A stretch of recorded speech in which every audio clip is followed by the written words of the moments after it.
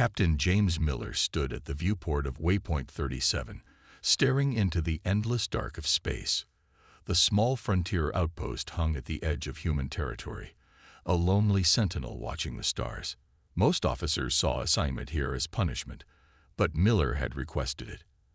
Out here, away from the bustle of the Central Worlds, he could pursue his true passion. "Captain, you've got another package," said Lieutenant Davis, dropping a small container on Miller's desk. "All the way from Earth this time." Miller turned from the viewport, his weathered face brightening. "Finally. I've been waiting months for this." He opened the package carefully, revealing an old metal badge. To most, it would look like junk, a piece of scrap. But to Miller, it was treasure. The faded insignia of the Third Deep Space Fleet, active during the Vraxian War 3 centuries ago. "Another addition to your collection of fairy tales?" Davis asked with a smirk. Miller didn't take offense. The younger officers always mocked his hobby. "History, Lieutenant, not fairy tales." "The Retribution is a myth, sir. Every Academy cadet knows that." Miller picked up the badge, feeling its weight. "That's what they teach now, yes. But myths often have roots in truth. The story of the Retribution was known to every child who dreamed of the stars. During the darkest days of the war against the lizard-like Vraxians, humanity built a superweapon, a battleship unlike any other. It was said to be the size of a small moon, carrying weapons that could destroy planets. In the old stories, the Retribution fought a final battle against the enemy fleet, and both disappeared, never to be seen again. Official history called it propaganda, invented to boost morale when humanity was losing the war, but Miller had spent 20 years collecting evidence suggesting otherwise. "Messages for you, Captain," called the communications officer. "One from your wife, and another, strange one." "Strange how?" Miller asked, walking to the communication station. "It came through on an old frequency. Very old, and it's repeating." Miller leaned over the console, feeling his heart beat faster as he saw the signal pattern. "This frequency hasn't been used since the war." "What war?" asked the young officer. "The Vraxian War. Before the peace treaty." Miller studied the signal. "Can you clean it up?" After several minutes of work, the static resolved into a clear pattern. 3 short, 3 long, 3 short. "An ancient distress code. Where is it coming from?" Miller asked. The officer checked his instruments. "The dead zone, sir. Grid 19-7. The dead zone. A region of space avoided by all ships due to strange sensor readings and rumors of vanished vessels." Miller had always wondered what secrets it held. "Sir," said Commander Alex Taylor, Miller's second-in-command, "you're not thinking of investigating that signal, are you?" Miller was already walking toward the command center. "I'm not just thinking about it, Alex. I'm doing it." Taylor followed, lowering her voice. "With all due respect, sir, that's crazy. The dead zone is off-limits for good reason. And this signal is probably just interference. 333 is not random interference," Miller replied. "Someone set that signal to repeat, and it matches accounts from my research." Taylor sighed. She was a good officer, practical, and by the book. She had served with Miller for 5 years and respected him, but his obsession with the Retribution was the one thing that worried her. "Sir, even if, and that's a big if, there's something there, we need authorization from command." Miller nodded. "I'll request it immediately." 3 hours later, Miller stood before the holographic images of 3 admirals. He had presented his case, showing the signal and its match to historical records. "Captain Miller," said Admiral Grant, "your request to investigate is denied. Waypoint 37 is a monitoring station, not an exploration vessel." "Admiral, this could be the greatest historical find of our time," Miller argued. "It could also be nothing," said Admiral Wong. "Or worse, a trap. The Vraxians may be our allies now, but there are still rogue elements who remember the war." Miller tried one more approach. "What if it is the Retribution? The technology on that ship would be centuries ahead of even our current level. We can't let that fall into the wrong hands." The admirals exchanged looks. Miller had touched on their real fear. "Very well," said Admiral Grant finally. "You may take a small team to investigate, but at the first sign of danger, you withdraw. Is that clear?" "Perfectly clear, Admiral." "Thank you." As the transmission ended, Miller found Taylor waiting. "We're going, aren't we?" she asked. "We leave in 6 hours. Prepare a team. 5 security officers and 2 engineers." "This is a mistake," Taylor said, but she was already mentally selecting the crew. Miller returned to his quarters and opened a locked drawer in his desk. Inside was his most prized possession, a handwritten journal supposedly from a survivor of the Retribution's last battle. Most experts had called it a fake, but Miller had always believed. He opened it to a dog-eared page and read the familiar words. "Should anyone find this account, know that we did not fall in battle. We were betrayed. The ship lives, though damaged beyond repair. We sleep now, in the cold between stars, but we will return, and we will have our revenge." Miller closed the journal. For 20 years, he had searched for proof that the Retribution was real. Now, he might finally find it. 6 hours later, their small ship left waypoint 37, heading toward the dead zone. As they approached the coordinates, sensor readings became erratic. "Something's interfering with our systems," reported the engineer.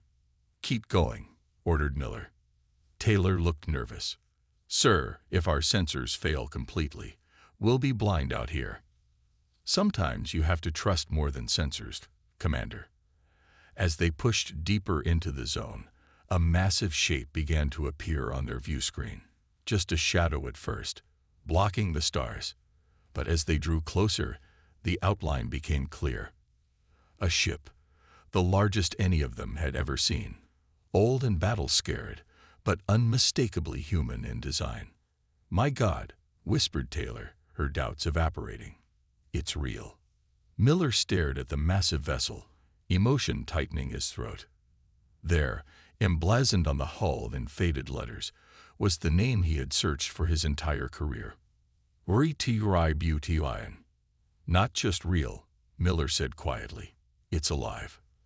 As if in response to his words, lights began to flicker along the ancient battleship's hull, waking after centuries of darkness. "Approach with caution," Miller ordered as their small scout ship edged closer to the massive battleship. The Retribution hung in space like a sleeping giant, its hull scarred with the marks of ancient battles. "No response to our hails," reported Lieutenant Davis from the communications station. "If there's anyone alive in there, they're not talking." Commander Taylor studied the sensor readings, her earlier skepticism replaced by professional concern. The ship's power systems are active, but minimal. Life support appears to be functioning in some sections, but at very low levels. Miller couldn't take his eyes off the view screen. The Retribution was even more impressive than the stories described. Nearly 2 kilometers long, with weapon ports that could house cannons bigger than their entire scout ship. This was a vessel built for one purpose: to end a war. "I'm detecting a docking bay on the starboard side," said Officer Wilson, their pilot. "The doors are partially open. We could slip inside." "Do it," Miller said. "Slow approach, no sudden movements. If that ship's defense systems are still active, we don't want to trigger them." Their scout ship glided toward the ancient battleship, passing through the partially open bay doors into a cavernous hangar. Emergency lights flickered dimly, casting long shadows across rows of fighter craft, designs no one had seen in centuries. "These ships are perfectly preserved," Taylor whispered, awe evident in her voice. "Look at the technology. It's nothing like our historical records." When they landed, Miller divided the team. "Taylor, you and Davis check the bridge. Wilson, take the engineers to the engine room. I want to know what's keeping this ship powered after all this time. The rest of you come with me to find the crew quarters." They sealed their environment suits. The air aboard the Retribution might be toxic after centuries, and entered the silent corridors of the legendary battleship. Miller led his team through hallways that seemed to stretch forever. Unlike the smooth white corridors of modern ships, the Retribution's passages were industrial, built for war rather than comfort. Occasionally, they passed signs of battle, scorch marks on walls, sections where emergency bulkheads had sealed off breaches. "Captain, look at this," said Security Officer Patel, pointing to a sealed door marked CRYOB1. Miller's heart raced. The journal he'd read had mentioned the crew entering cryosleep. "Can we get this open?" The team's engineer, Dr. Foster, examined the control panel. "It's an old system, but I think I can bypass it." After a few minutes, she announced, "Got it." The door slid open with a hiss of escaping air. Inside was a large chamber filled with rows of cryopods, each containing a human form. Frost covered the transparent tops, making it difficult to see the faces within. "Are they alive?" Patel asked. Foster checked a still-functioning terminal. "According to this, yes. The pods are all in working order. These people have been in suspended animation for over 300 years." Miller approached the nearest pod, wiping away the frost to reveal the face of a young officer, his expression peaceful in frozen sleep. "They survived," he whispered. "All this time, they were here, waiting." Miller's radio crackled. "Captain, this is Taylor. We've reached the bridge. You need to see this." 20 minutes later, Miller stood on the bridge of the Retribution, staring at holographic displays that shouldn't have been possible with the technology of that era. "The ship's AI is still functioning," Taylor explained. "It's been running on minimal power, maintaining life support for the cryobase and watching for something." "Can we communicate with it?" Miller asked. "We've been trying, but it's not responding fully. I think it's defensive. It doesn't recognize us." As if in response to her words, the holographic displays flickered, and a computerized voice spoke. "Unidentified personnel detected. Security protocols engage.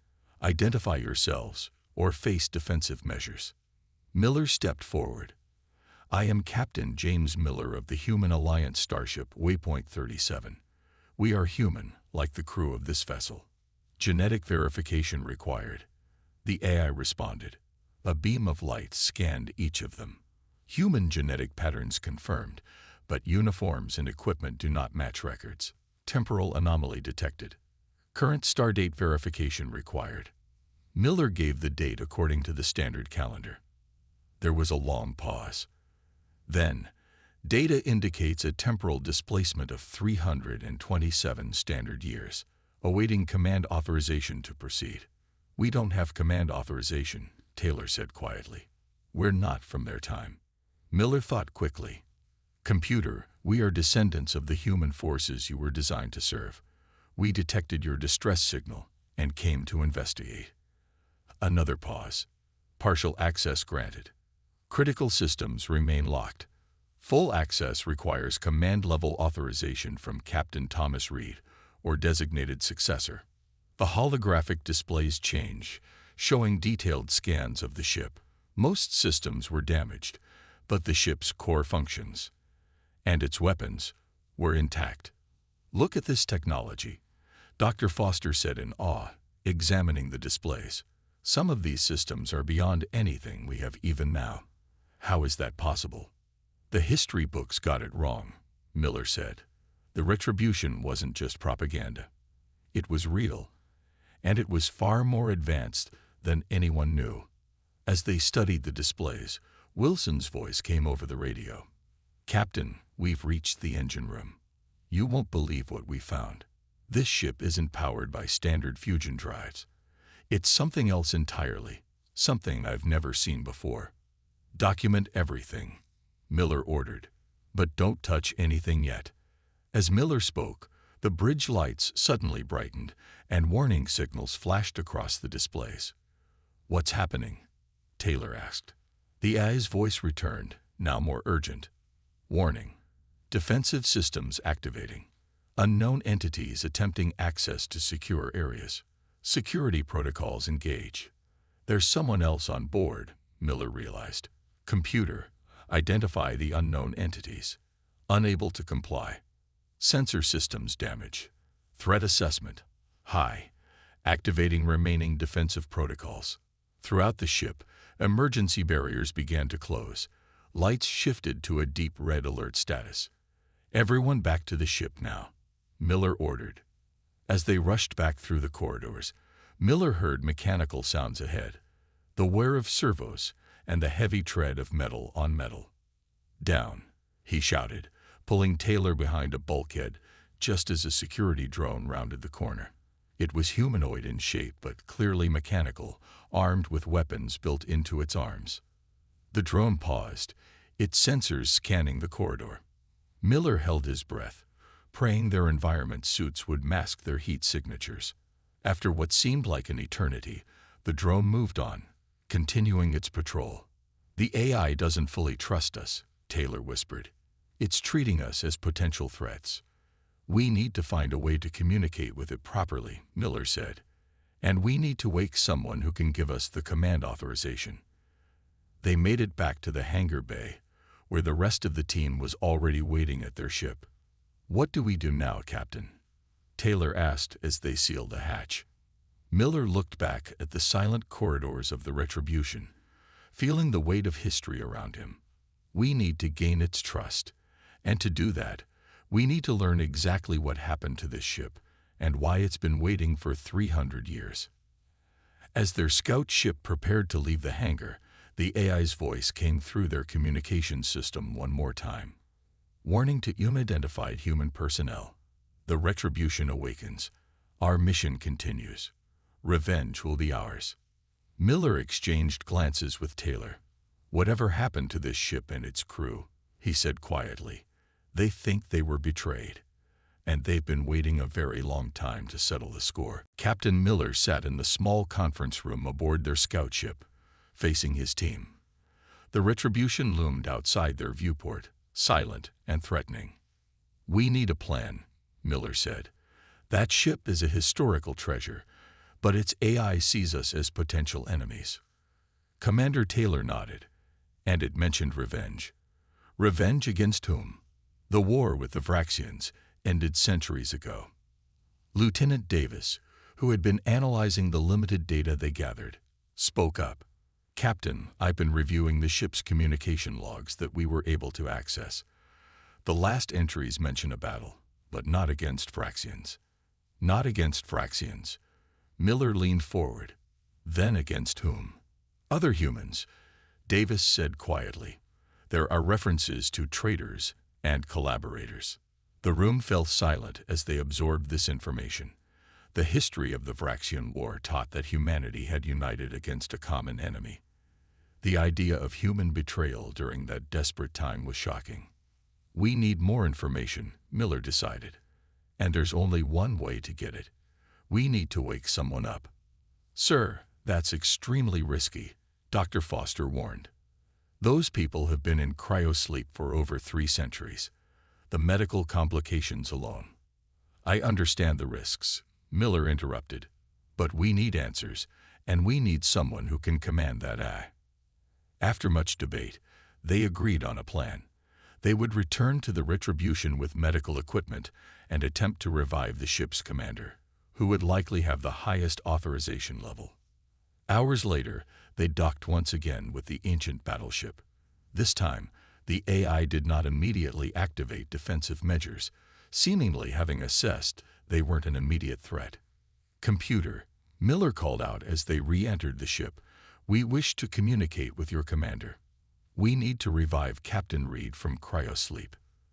There was a long pause before the AI responded. Authorization insufficient for full revival protocols. However, limited communication may be established. Follow illuminated path to Command Cryobay. Lights flickered on along the corridor floor, creating a path deeper into the ship than they had ventured before. It's cooperating, Taylor said, sounding surprised. Why the change? Maybe it's had time to analyze us, Miller suggested. Or maybe it's just curious. They followed the lights to a smaller cryobay marked Command STFF. Inside were just 5 pods, more elaborate than the ones they had seen earlier.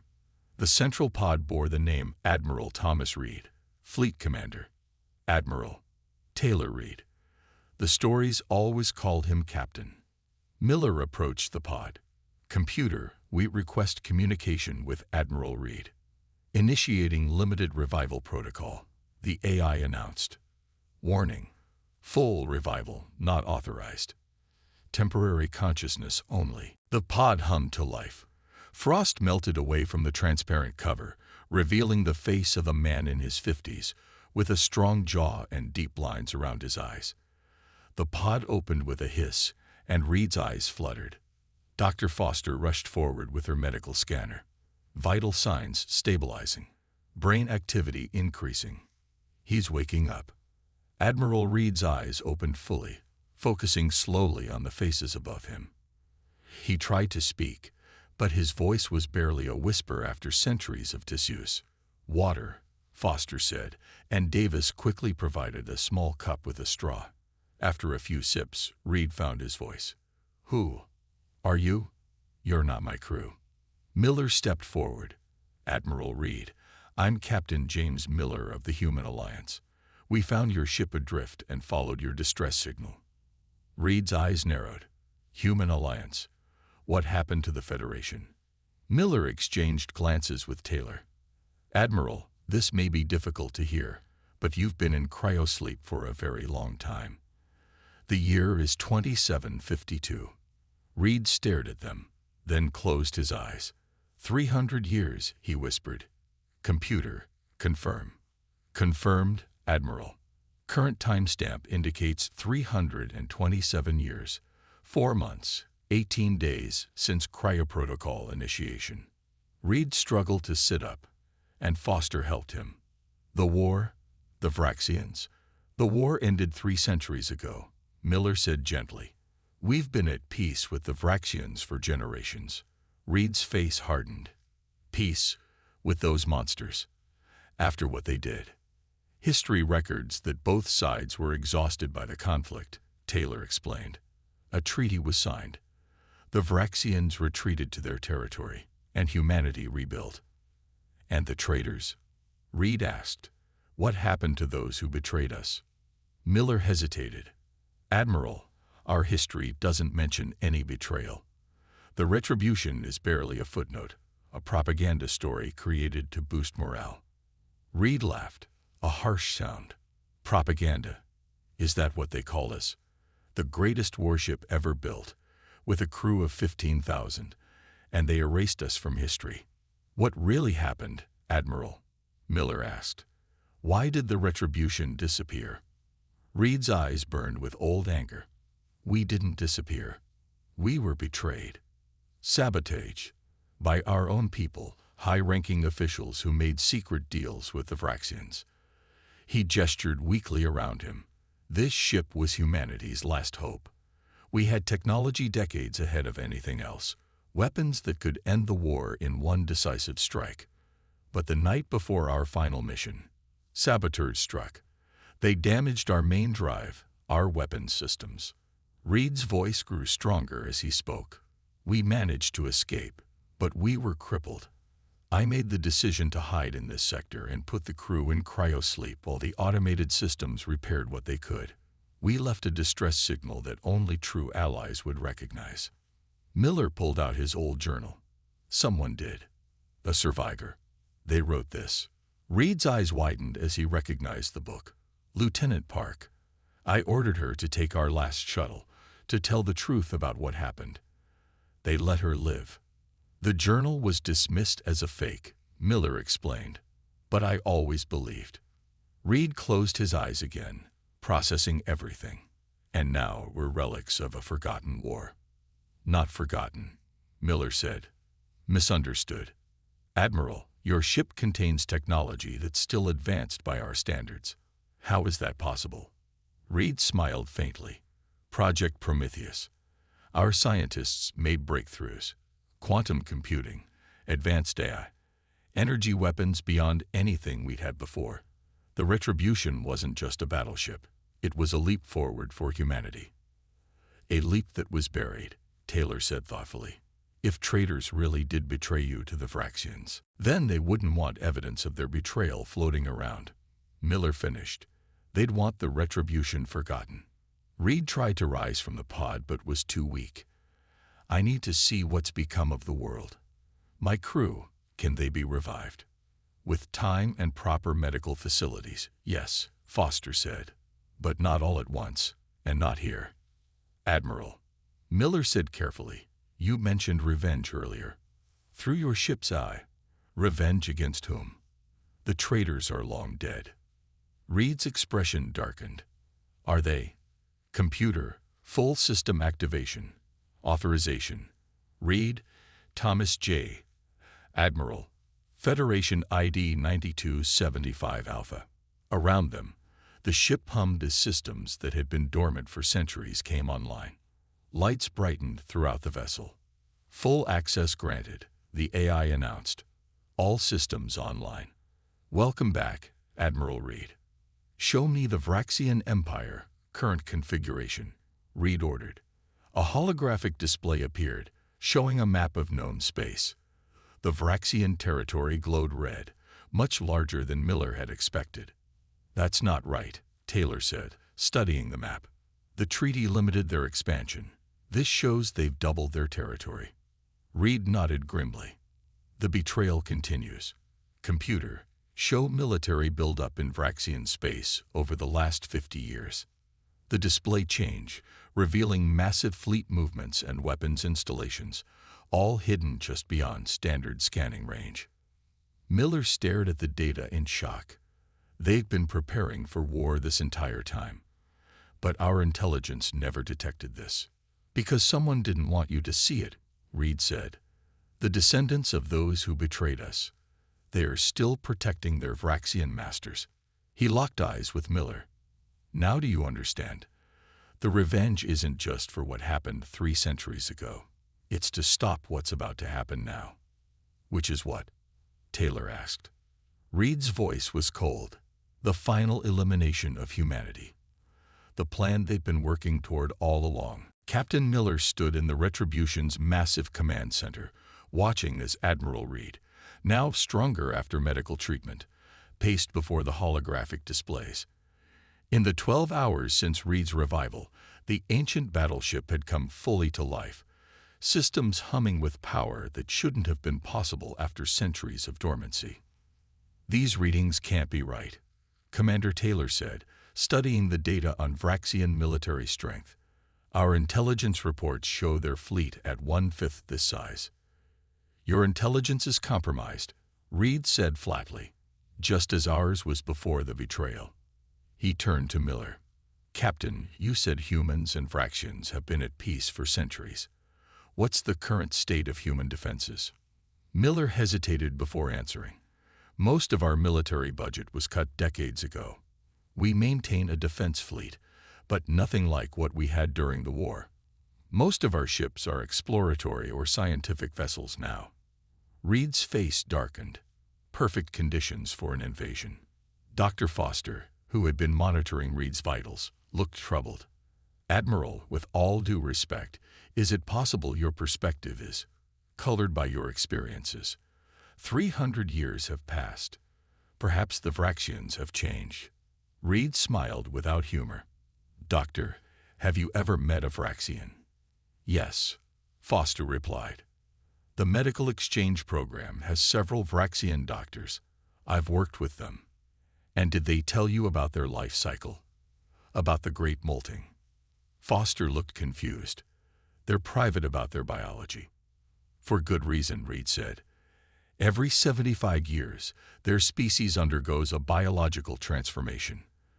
Their current forms, the ones walking among you as Alice, are just one phase.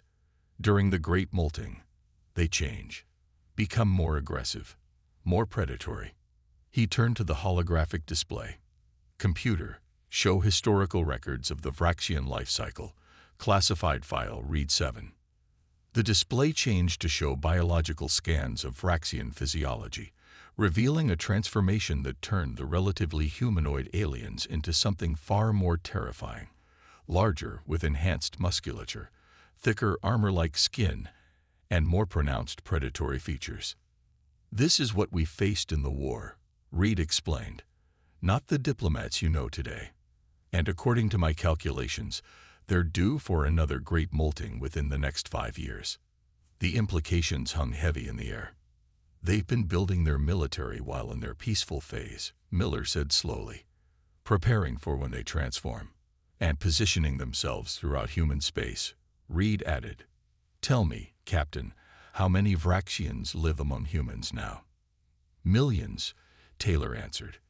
"They have embassies, cultural centers, and exchange programs on almost every major world." Reed nodded grimly. "Sleeper agents, all of them. When the molting comes, they'll strike from within while their main fleet attacks from without." Lieutenant Davis, who had been quiet until now, spoke up. "If what you're saying is true, Admiral, we need to alert the Alliance immediately." "And say what?" Taylor asked. "That a 300-year-old admiral from a ship that's supposed to be a myth tells us our allies are planning to exterminate us. They'll think we've lost our minds." "We need proof," Miller said. "Hard evidence of Vraxian intentions." Reed moved to a secure console and entered a complex series of commands. "During our last mission, we collected intelligence from deep within Vraxian space, information about their long-term plans. The data was one reason they sabotaged us. They knew we had discovered their true intentions." The screen displayed ancient files, encoded in a format no longer used. "Can you decode these?" Miller asked. Reed nodded. "Computer, decode files using Prometheus algorithm. Authorization read Omega 9. As the files began to decrypt, the ship's sensors suddenly blared an alert. "Proximity warning," announced the AI. "Vessel approaching. Configuration matches Vraxian scout class." "They found us," Taylor said, moving to a tactical display. "How?" "We were careful with our approach." Reed's expression hardened. They'd been watching this sector all along. They never stopped looking for us. "We need to leave," Davis urged. "Return to Alliance space and report what we found." Reed shook his head. "The Retribution isn't fully operational yet. We'd never outrun them." He turned to Miller. "Captain, your ship could escape. Take the data we've decoded and return to your command." Miller studied the tactical display, noting the Vraxian ship's approach vector. "They'd catch us before we reached the jump point. Besides, I'm not leaving the Retribution to be captured again." Reed seemed to reach a decision. "Then we fight. Computer, activate defensive systems. Prepare to engage." "Weapons systems at 40% capacity," the AI reported. "Full combat capabilities not recommended." "Admiral," Miller cautioned, "we're not at war with the Vraxians. Firing on their ship would violate the treaty." "A treaty they've been violating for centuries," Reed countered. "But I take your point. Let's see what they want first." The communication system activated, and a Vraxian face appeared on the main screen. Unlike the relatively benign appearance of modern Vraxian diplomats, this one had harder features. A military officer, his scales darker and ridge more pronounced. "Attention human vessel," the Vraxian said in perfect common. "You have entered restricted space. Power down and prepare to be boarded." "Restricted by whose authority?" Miller asked. "This sector is neutral territory under the Treaty of Armstrong." The Vraxian's eyes narrowed. "Your vessel has been detected interfacing with a derelict warship containing restricted technology. By order of the Vraxian Protectorate, we are confiscating this derelict." Reed stepped forward, into view of the communication panel. "This ship is under my command, Vraxian. It is not derelict, and you have no authority here." The Vraxian officer's expression changed to one of shock as he recognized Reed. "Impossible. You should be dead." "As you can see, I'm very much alive," Reed replied coldly. "As is the Retribution." The Vraxian recovered quickly. "Admiral Reed, your ship was reported destroyed over 3 centuries ago." "Reported by whom?" "The traitors who tried to sabotage us." or your government, which helped them. A tense silence followed. Then the Vraxians' posture changed, becoming more formal. Admiral Reed, the war ended long ago. We are at peace with humans now. Allow us to escort you back to Alliance space, where historians will be eager to speak with you. Reed laughed harshly. And scientists eager to dissect my ship's technology. I think not. The Vraxian's voice hardened. That ship contains weapons in violation of treaty agreements. It must be surrendered. How interesting that you know what weapons this ship contains, Reed noted, when according to history, the Retribution never existed beyond propaganda. The Vraxian officer's composure slipped briefly. We have detailed records.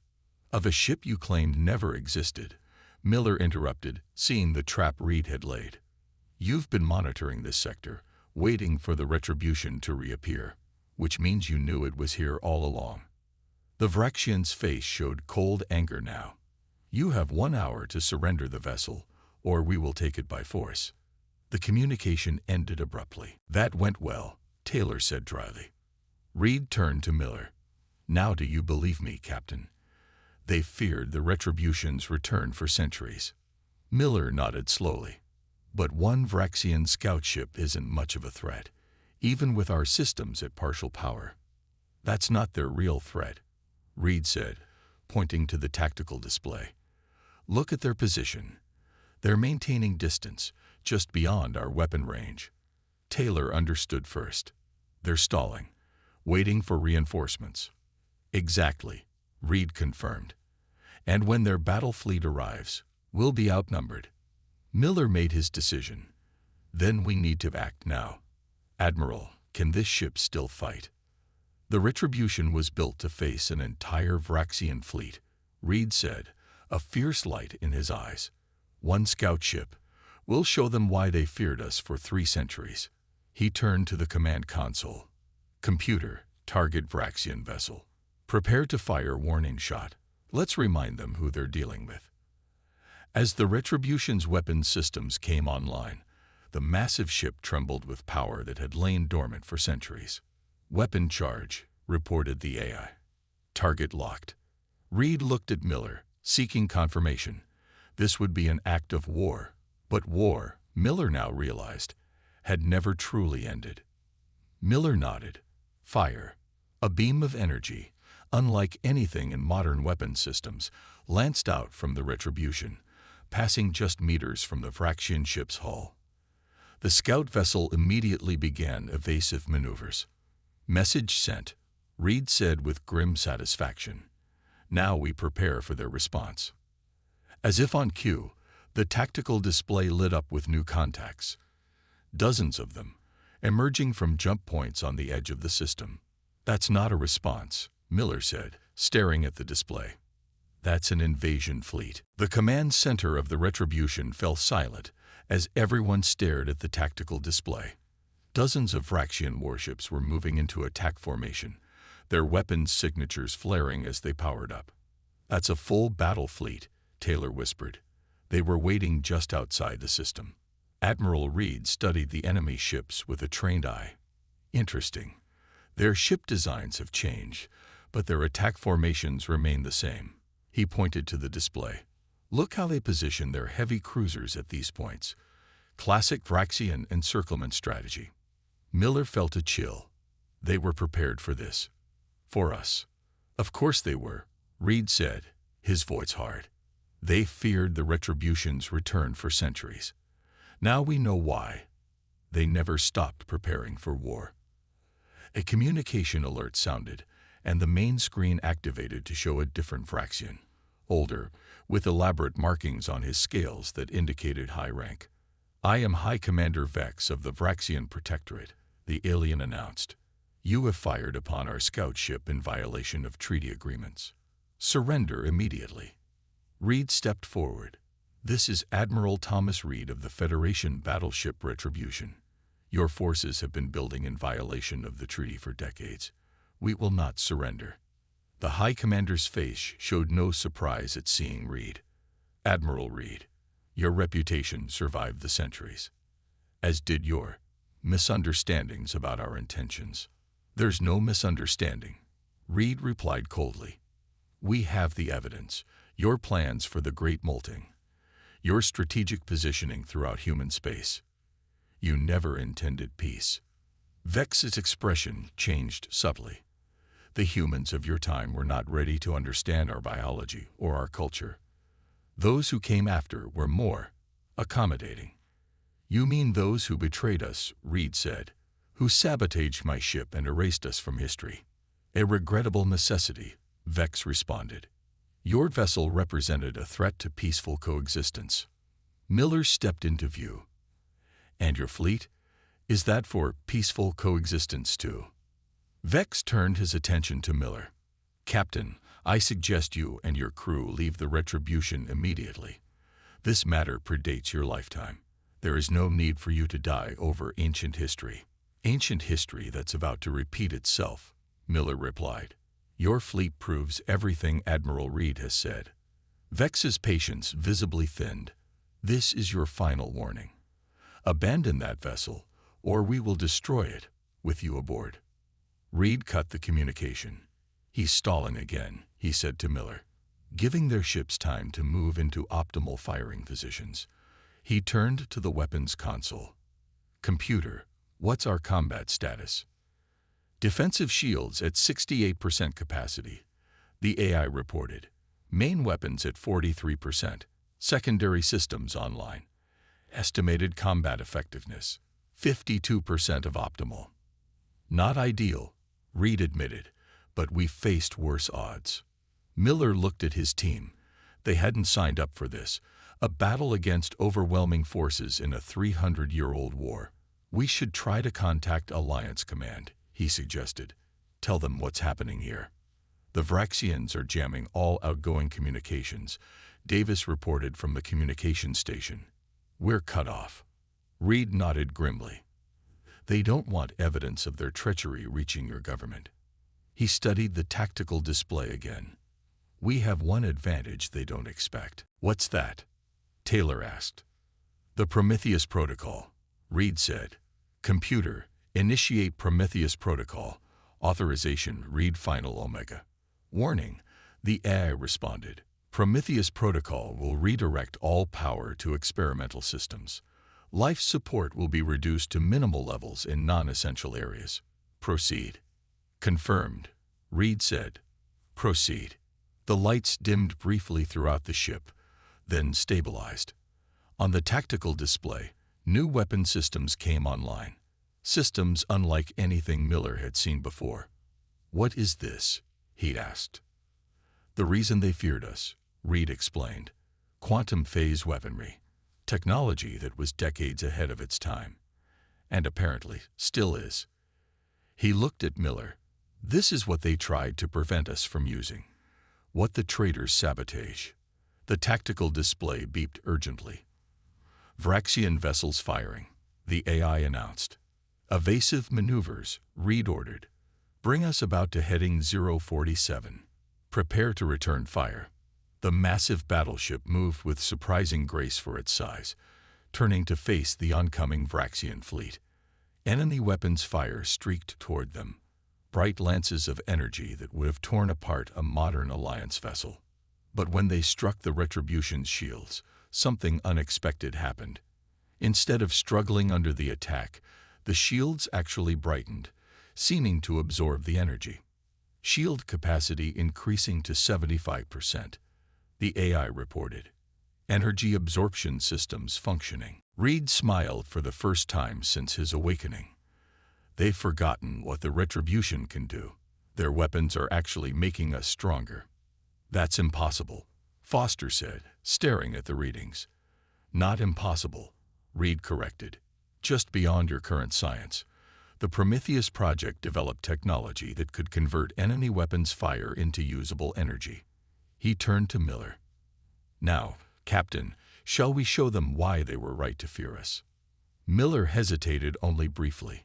If what Reed said was true, if the Vraxians had been planning humanity's destruction for centuries, then this wasn't just about revenge. It was about survival. Fire at will, Admiral, he ordered. Reed's fingers danced across the command console. Target their lead vessels. Fire main quantum phase cannon. The Retribution shuddered as its main weapon discharged. Not a beam of energy like conventional weapons, but a rippling distortion that crossed space almost instantly. When it reached the first Vraxian cruiser, the enemy ship simply came apart, its matter destabilizing at the quantum level.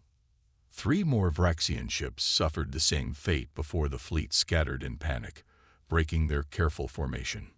"My God," Taylor whispered. "1 shot each." "Now they remember," Reed said, his voice quiet but intense. This is what they feared, a weapon they couldn't defend against. The Vraxian communication channel activated again. High Commander Vex's face showed controlled fury. "This proves everything we have maintained for centuries. Your species created a weapon of mass destruction. You forced us to take action." "You betrayed us first," Reed countered. "You planned our extinction while pretending to negotiate peace." "And now," Vex demanded, "will you destroy our entire fleet, reignite a war that ended generations ago?" Reed looked at Miller, leaving the decision to him. Miller stepped forward. "We don't want war, Commander. We want truth. Stand down your fleet and agree to immediate discussions with the Human Alliance about your treaty violations. Otherwise," he let the threat hang unspoken, gesturing to the destroyed Vraxian ships. Vex's scaled face showed calculation. "You are outnumbered. Your weapon is formidable, but our fleet can overwhelm you with concentrated fire." "Perhaps," Reed acknowledged. "But how many ships will you lose before that happens? Half your fleet? More?" He stepped closer to the screen. "And what happens when we release all our data to the Human Alliance? The evidence of your deception, your treaty violations, your plans for the Great Molting." Vex's eyes narrowed. "What do you propose?" As Captain Miller said, "Immediate discussions with the Human Alliance. Full disclosure of your military buildup and your plans. A new treaty, one with real verification this time." For a long moment, Vex was silent, clearly communicating with others off-screen. Finally, he turned back. "We will withdraw to the outer system and permit communications with your alliance. But the Retribution remains a prohibited weapon under existing treaties. It cannot be allowed to operate freely." "The Retribution will be placed under Alliance control," Miller said.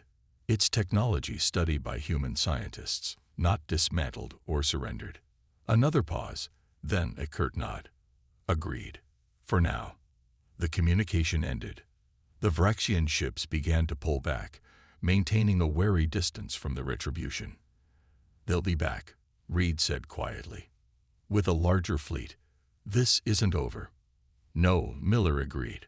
"But now we're prepared. And we have the truth." He looked around at the ancient battleship that had survived centuries to deliver its warning. "The Retribution didn't just come back for revenge, Admiral. It came back to save us." Reed nodded slowly. "Perhaps that's the true Retribution. Not punishment for past wrongs, but prevention of future ones." He extended his hand to Miller. "Thank you, Captain, for believing when no one else would." As they shook hands, the main lights returned to full power throughout the ship, illuminating corridors that had been dark for 3 centuries. "Computer," Reed said, "begin revival protocols for senior staff. It's time to wake up my crew." He turned to Miller with determined eyes. "They've slept long enough, and humanity has been blind for too long." Outside the viewports, the stars seemed to shine brighter as the Retribution, no longer a myth but a very real guardian, prepared for its new mission in a time not its own, but desperately in need of its protection. The stars glowed like distant jewels against the black canvas of space. Captain James watched them from the bridge of the scout ship Vigilant as it moved slowly through the outer rim territories. "Sensors picking up something odd, Captain," said Officer Tom, his eyes fixed on the screen in front of him. "Energy readings unlike anything I've seen before." James walked over and looked at the readings. They showed a strange pulse, weak but steady, coming from Sector 7. This area was supposed to be empty. "How far?" he asked. About 3 hours at full speed, Tom replied. James thought for a moment. Their orders were clear: patrol the border, report any findings, and return to base. Investigating strange signals wasn't part of the mission, but something about this reading made him curious. Set course for the signal, James ordered, but keep weapons ready, just in case. Sir, Command ordered us to. I know what Command ordered, James cut in. But if this is a distress signal or something dangerous, we need to check it out. The Vigilant changed direction and sped toward the mysterious energy source. James felt a mix of excitement and worry. The Galactic Coalition had mapped most of this region, yet this signal was completely unknown. 3 hours later, the ship slowed near the source of the signal. Visual coming up now, said Tom. The main screen showed a large object floating in space. It was a ship, but unlike any James had ever seen. Its hull was dark gray with faded markings. It was huge, almost 3 times the size of the Vigilant, with strange bulges and angles that made no sense to the eye. What is that? Asked Lisa, the communications officer. It looks like a warship, James said slowly, but not one I recognize. Tom ran the ship through the database. No matches found, sir. According to our records, this ship doesn't exist.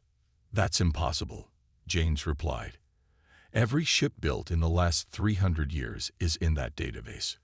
Well, this one isn't, Tom confirmed. James ordered a closer scan. The results showed the ship was powered down but not damaged. It had no life signs on board. The hull markings were in an old Earth language. I can make out a name, Lisa said, looking at the enhanced images. Defiance. Defiance, James repeated. Check the military records for any ship with that name. Lisa searched quickly. Nothing, sir. According to our files, no military vessel called Defiance was ever built. James made a decision. Prepare a boarding team. We need to see what's inside.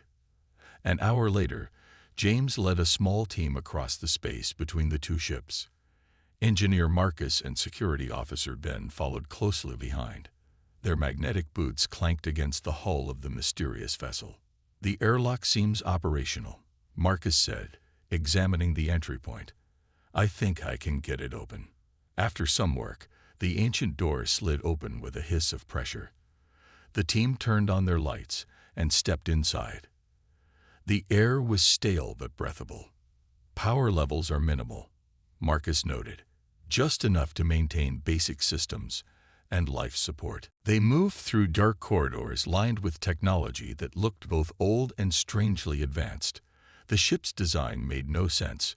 Some parts looked like they were from 200 years ago, while others seemed beyond current technology. This layout doesn't match any standard military design, Ben observed. They reached what appeared to be the bridge. Marcus found a control panel that still had power and managed to turn on some lights. The room lit up dimly, revealing rows of stations and a large commander's chair in the center. Let's see if we can access the ship's logs, James said. Marcus worked on the main console while the others explored the bridge. After several minutes, the screens flickered to life, showing data in an old format. I got something, Marcus called. According to these logs, this ship was built in a secret facility on Earth over 200 years ago, during the Dark Decade. The Dark Decade was a time of chaos when many records were lost during the Great Data Crash. It was a period shrouded in mystery. The logs say the Defiance was part of a special project, Marcus continued, reading the screen.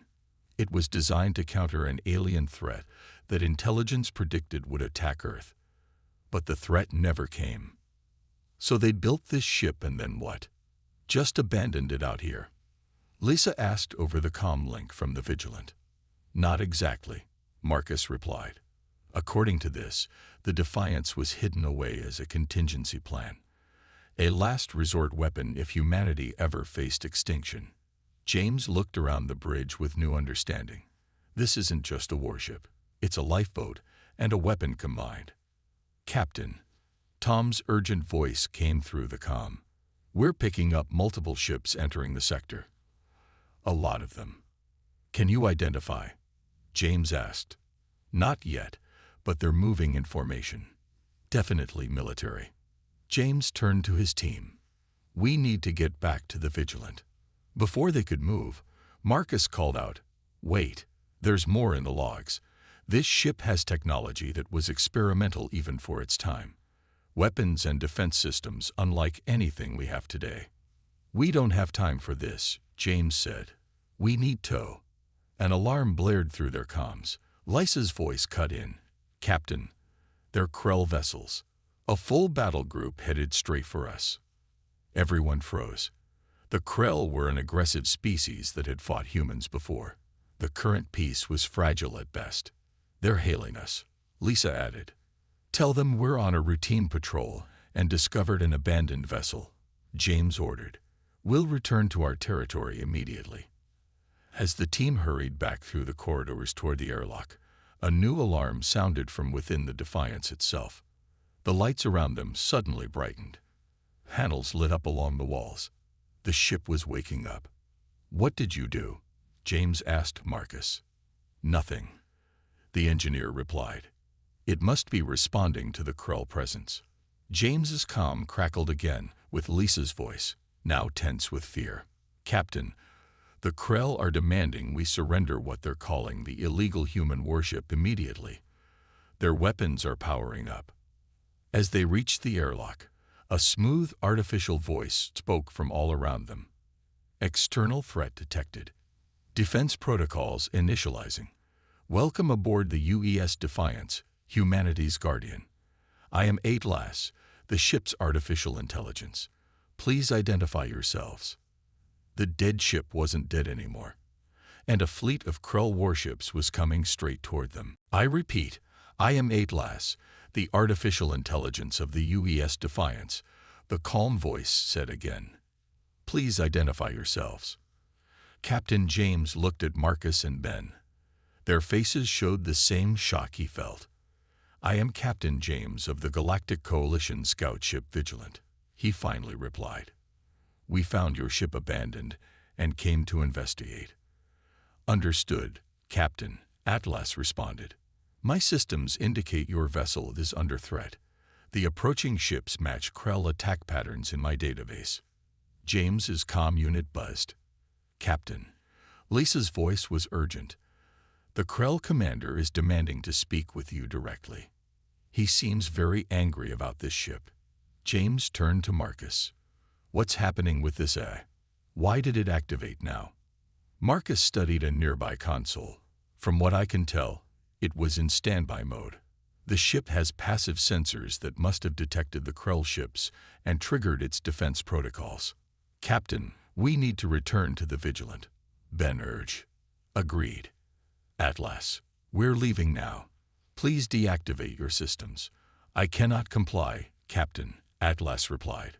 My core programming requires me to remain operational when a threat is detected. The Krell fleet represents a Class 1 threat to human personnel. Before James could argue, Lisa's voice came through again. Captain, the Krell are getting impatient. Their weapons are fully charged. Patch them through, James ordered. The voice that came next was deep and harsh. This is Admiral Vox of the Krell Defense Force. You have illegally salvaged a restricted weapon. Surrender the vessel immediately or face destruction. James was confused. Admiral, we only discovered this ship hours ago. We have no claim on it. Do not play games, human, Vox growled. Our records show this vessel destroyed an entire Krell battle group 60 years ago before disappearing. We have searched for it ever since. James looked around the bridge of the Defiance with new understanding. This ship had fought before.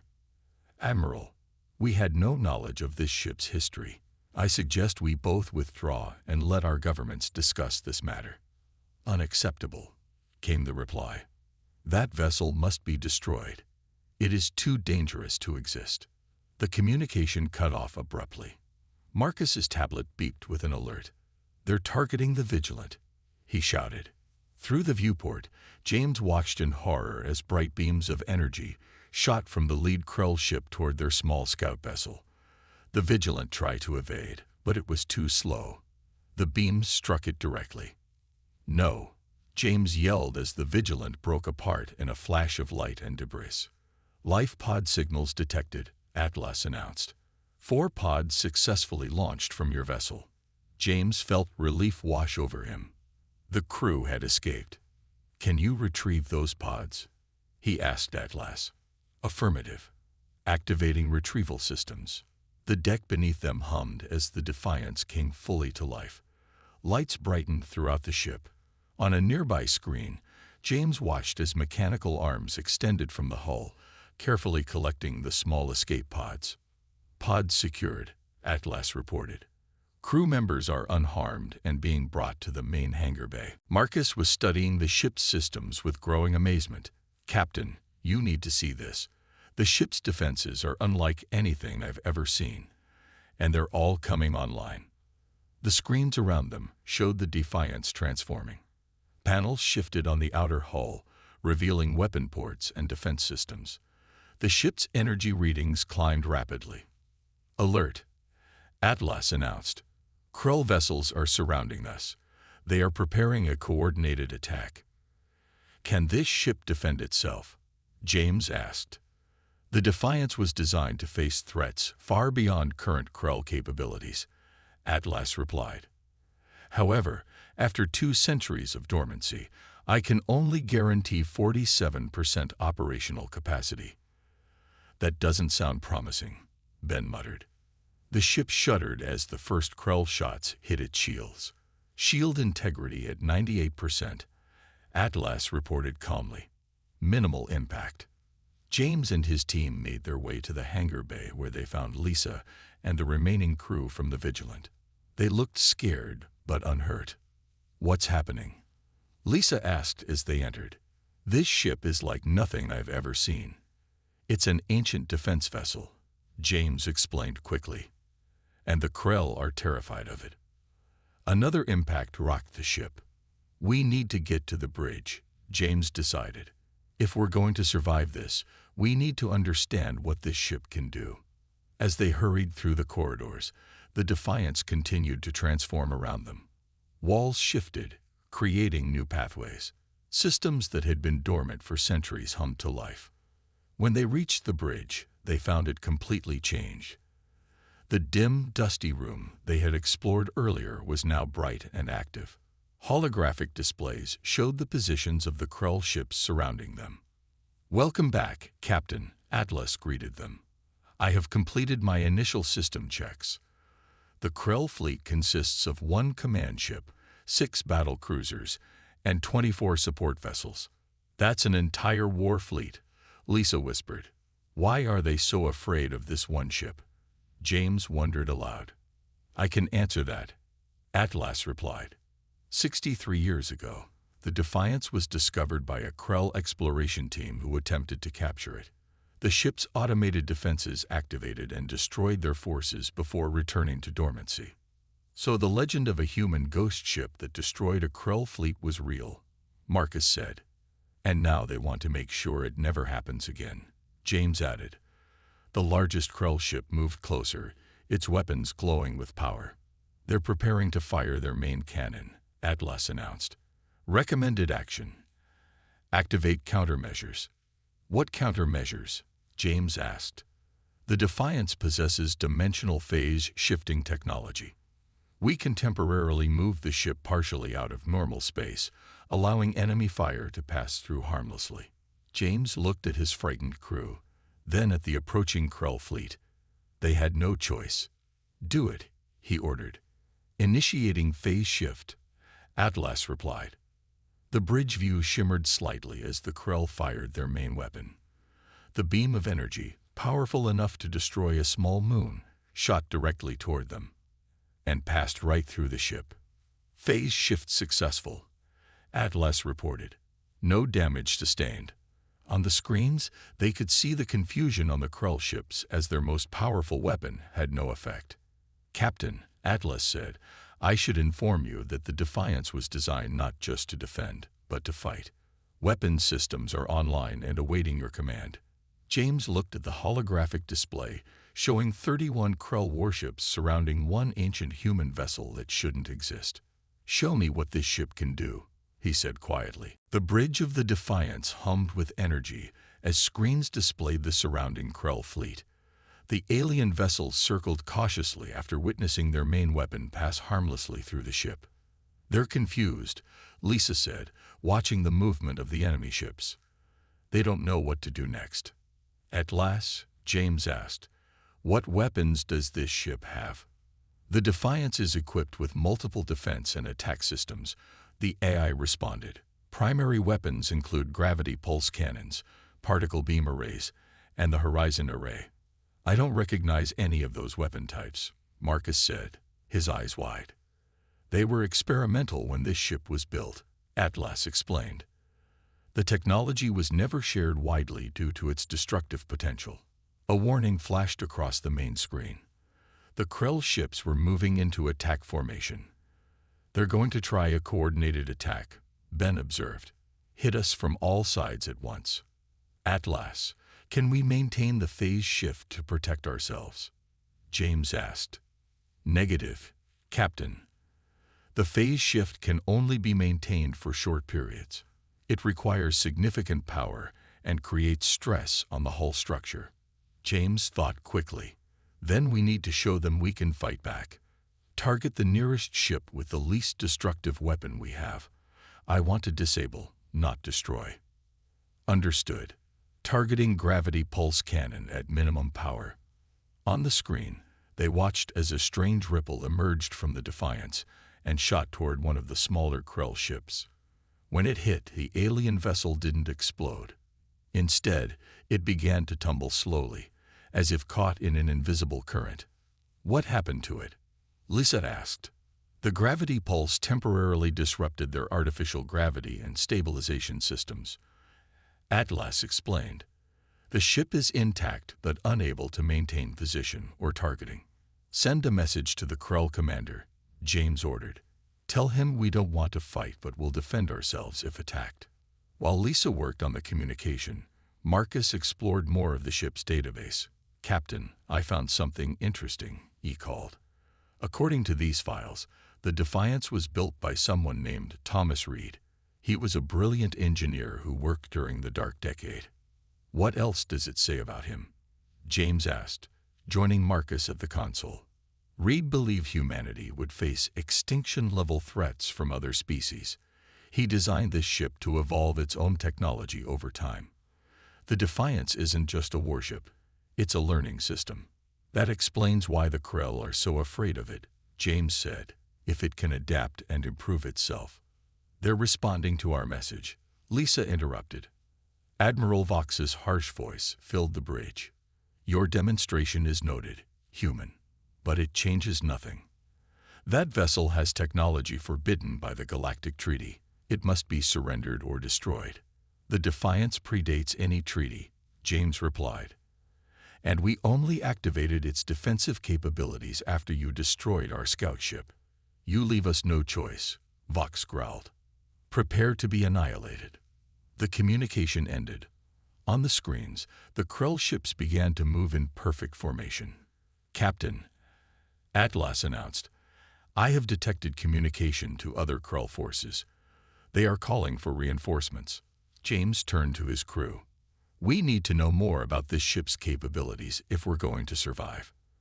"I can help with that," said a new voice. Everyone turned to see a holographic figure standing in the center of the bridge. It was an older man with gray hair and kind eyes. "Thomas Reed," Marcus whispered. The hologram nodded. "A recording of him, at least. I am a memory program designed to activate when the ship faces its first real battle. I see that time has come. We need to know why the Krell fear this ship so much," James said to the hologram. "The Defiance was built with one purpose, to ensure humanity's survival," Reed's image explained. "I designed it with systems that could adapt to any threat. The ship learns from each attack and improves its defenses." "But why do the Krell know about it?" Lizette asked.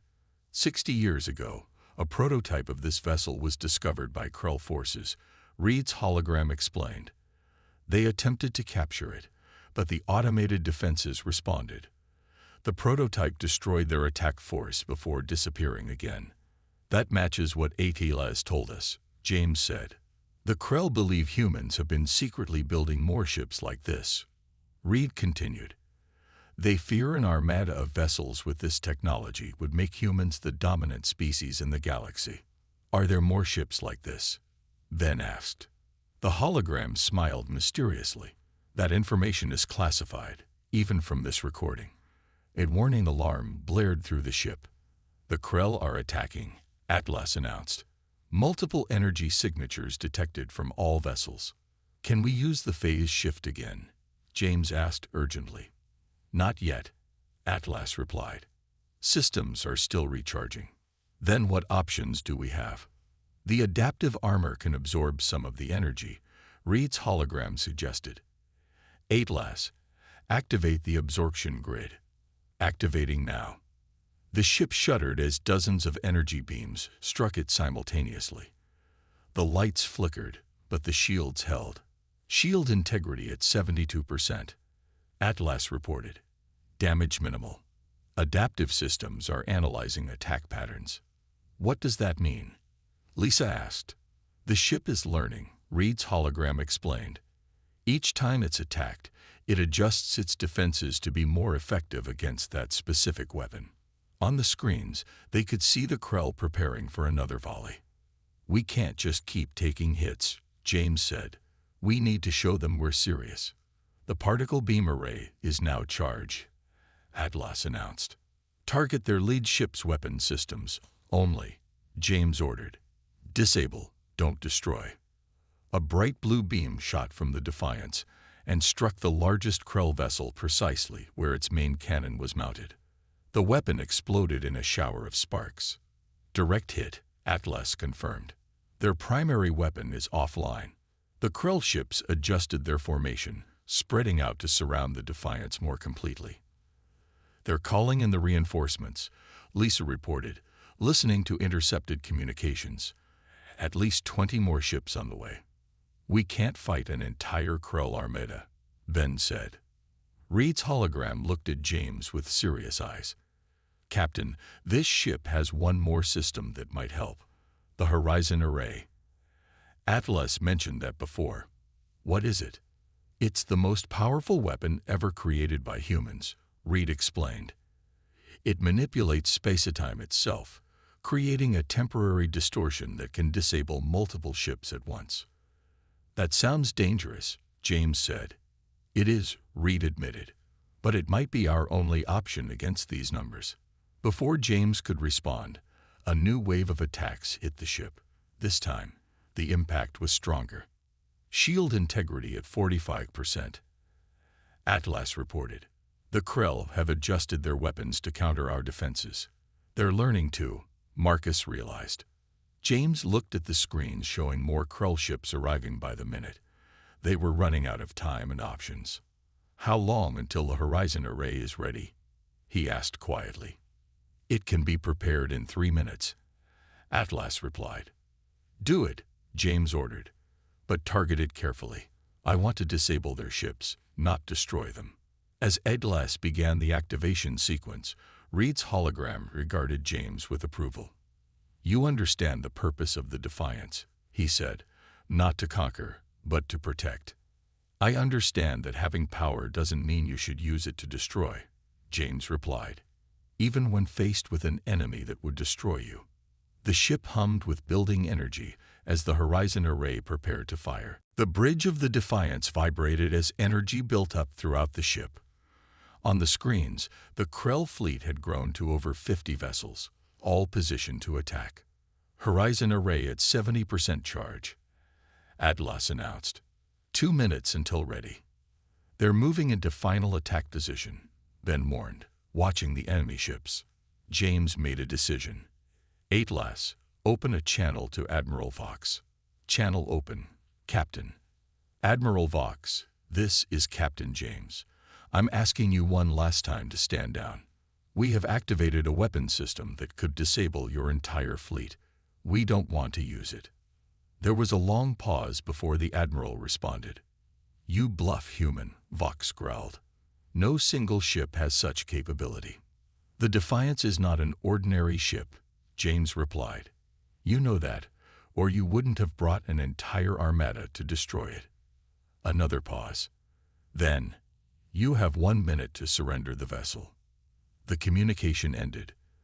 They're not going to back down, Lisa said quietly. Then we need to show them we're serious, James decided.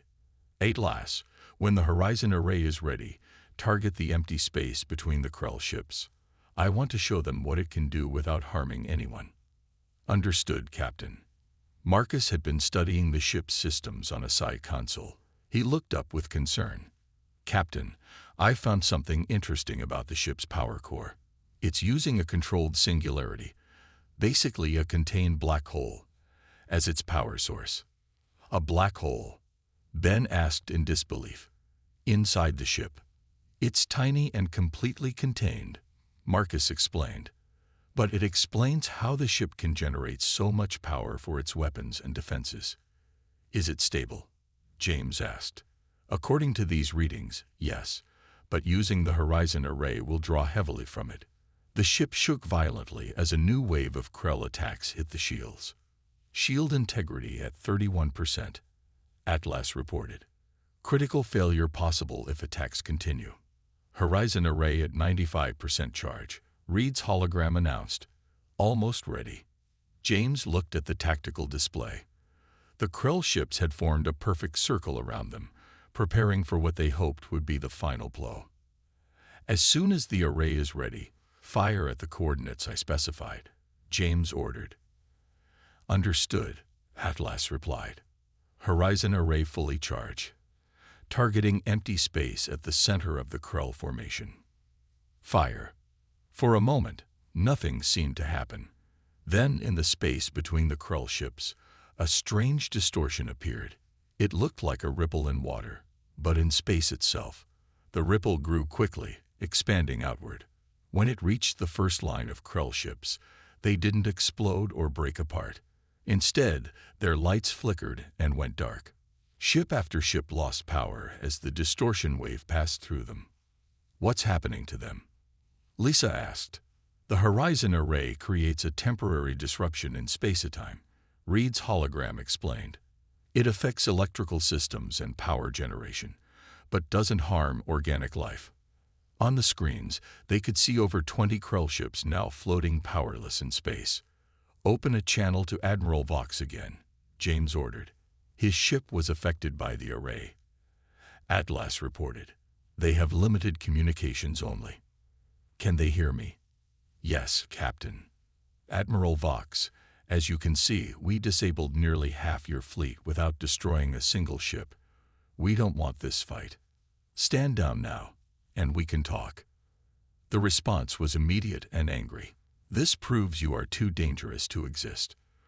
All remaining ships, attack with everything you have. The remaining Krell vessels, including Vox's command ship, which had partially recovered, fired all their weapons simultaneously. Brace for impact, James shouted. The Defiance shook violently as multiple energy beams struck it from all directions. Panels exploded on the bridge, and the crew was thrown to the floor. Shield failure, Atlas reported, the AI's voice now showing signs of strain. Hull breaches on decks 3 through 7. Emergency containment activated. Casualties? James asked, picking himself up from the floor. None reported. All areas were automated or unoccupied. James looked at the damage reports. The ship had taken a serious hit, but it was still functional. Atlas, what offensive capabilities do we still have? The Horizon Array requires 1 hour to recharge. Gravity pulse cannons are offline. Particle beam arrays at 50% capacity. And what about our defenses? The adaptive armor is learning from the attack patterns. Effectiveness will increase by approximately 28% against similar attacks. Reed's hologram flickered unstably. Captain, there's something else you should know. The Defiance has one more system, the Aegis Protocol. What does it do? James asked. It links the ship's adaptive systems directly to the attack patterns of the enemy. Every shot they fire actually makes the ship stronger against that specific weapon. Can we activate it? It's already happening, Reed said with a small smile. It's been happening since the first attack.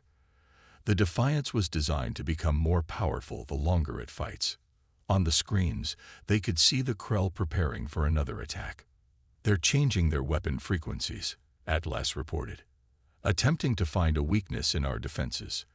Let them try, Marcus said with growing confidence. If what Reed says is true, each attack just makes us stronger. The next wave hit, but this time the impact was noticeably less severe. Shield integrity holding at 25%, Atlas announced. Adaptive systems functioning correctly. James watched as the Krell ships adjusted position again. They were becoming desperate. Captain, Lisa called out. I'm intercepting communications between Admiral Vox and the Krell High Command. They're ordering him to destroy us at any cost. They're afraid of what this ship represents. They should be, Ben said. One ship taking on an entire fleet and winning. That's impossible. Not impossible, Reed's hologram corrected. Just unlikely. And the Defiance was built for the unlikely scenario. Another attack came. And again, the ship withstood it better than the last.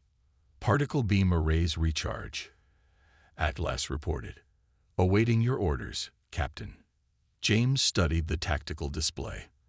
The remaining Krell ships were clustered around Vox's command vessel. Target their engines, he ordered. Let's stop them from maneuvering, but leave their life support intact. The Defiance fired precise beams that struck each Krell ship exactly where their engines were located. One by one, they lost the ability to move, floating helplessly in space. All enemy vessels immobilized, Atlas confirmed. A stunned silence fell over the bridge. They had done the impossible. One ship had effectively defeated an entire fleet. Open a channel to Admiral Vox, James said quietly. The Admiral's face appeared on screen, his alien features twisted with rage. You see now why your people feared this ship, James told him. But also why your fear was misplaced. We could have destroyed your entire fleet, but we chose not to. You will not be so merciful next time, Vox snarled. There doesn't have to be a next time, James replied. This ends here, with both sides still alive. As James ended the communication, Reed's hologram looked at him with approval. You used the ship exactly as I intended, he said. Not as a weapon of destruction, but as a shield for peace. What do we do now? Lisa asked. The Krell will never let us keep this ship. James looked around at his crew, then at the screen showing the disabled Krell fleet. I have an idea, he said, but it's going to be risky. Captain James looked at his crew gathered on the bridge of the Defiance. They had just achieved the impossible, defeating an entire Krell fleet without destroying a single ship. But James knew this was only the beginning. The Krell will send more ships, he said. And next time, they won't hold back. So what's your plan? Lisa asked. James turned to the hologram of Thomas Reed.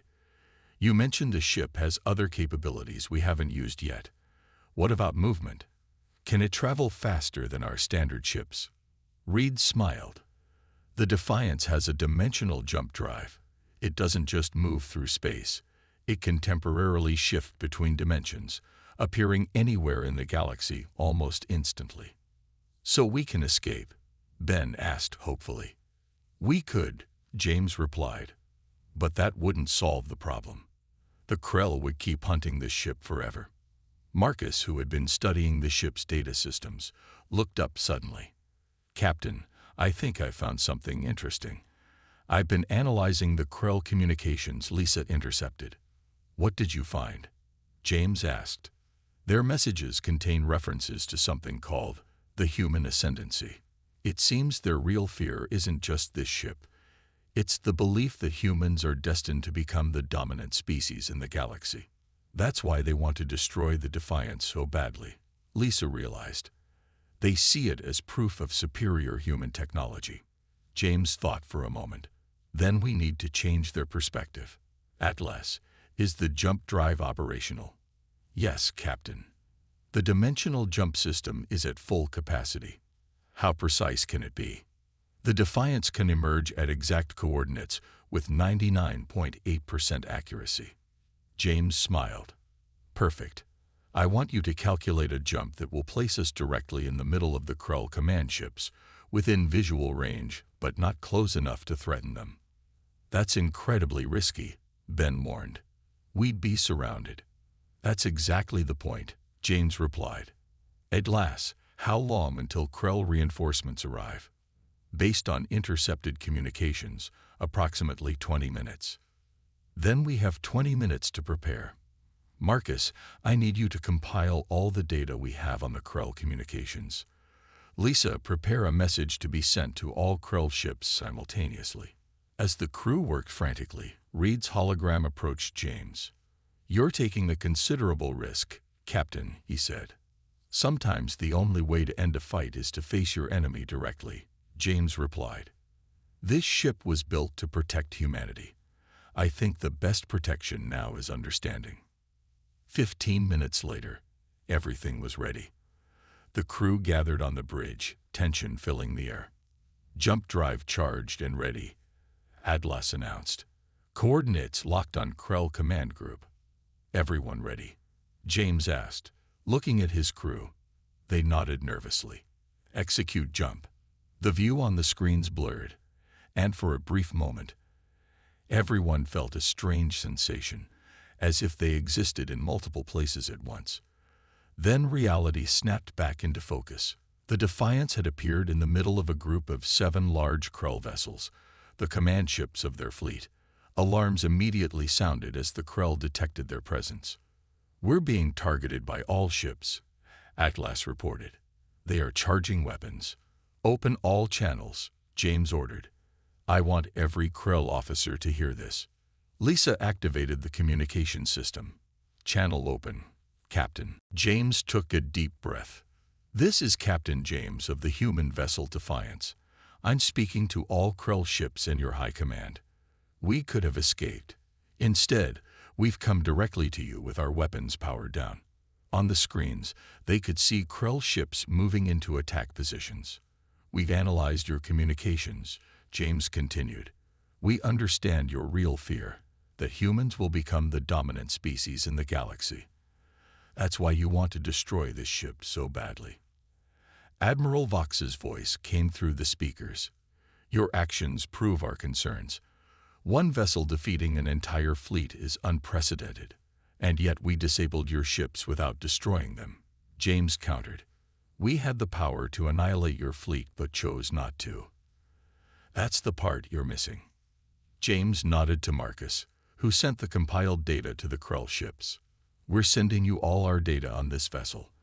The Defiance was built centuries ago as a last resort against extinction. It was never meant to conquer or dominate. There was silence from the Krell ships. James continued.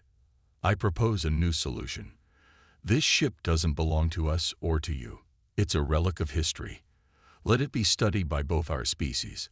Let its technology be used for peaceful purposes under joint oversight. Impossible, Vox replied. Such technology cannot be shared. It's already being shared, James said calmly. Right now, as we speak. On the screens, a new group of ships appeared. The Krell reinforcements had arrived. There were dozens of them, surrounding the Defiance completely. This is your final warning, Vox threatened. Surrender the vessel or be destroyed. Before James could respond, a new voice joined the communication, older and more authoritative.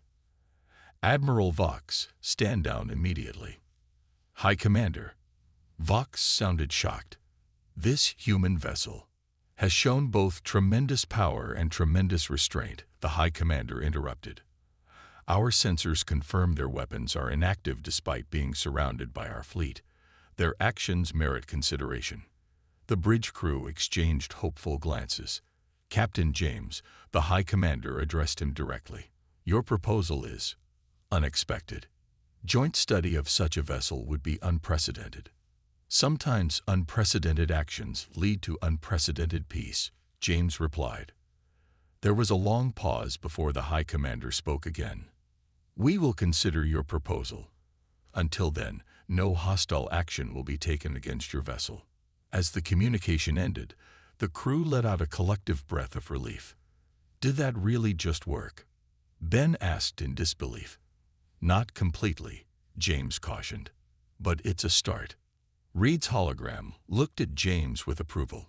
You found a third option, neither running nor fighting, but understanding. The Defiance was built to save humanity, James said. Today, maybe it saved us from ourselves by showing there's always another way. As the tension on the bridge eased, Atlas made an announcement. Captain, I have detected a signal activation in the ship's deep communication system. What does that mean? James asked. Reed's hologram smiled mysteriously. It means the Defiance is not alone. There are others like it throughout the galaxy, waiting and watching. And now they know that humans have chosen wisdom over power. Are there really more ships like this? Lisa asked. That information remains classified, Reed replied. But I will say this. The Defiance was never meant to be humanity's sword. It was meant to be our shield until we learned we didn't need either. James looked out at the Krull ships now holding position around them. What had begun as a battle had transformed into the first step toward a new understanding between species. So what happens now? Ben asked. Now, James said with a small smile, we start talking instead of fighting. And that's always been the hardest part. The Defiance floated peacefully among the Krull ships, no longer a mysterious threat, but a bridge between two civilizations that had nearly destroyed each other out of fear. The warship that shouldn't exist had done the impossible twice, first by defeating a fleet, and then by creating peace.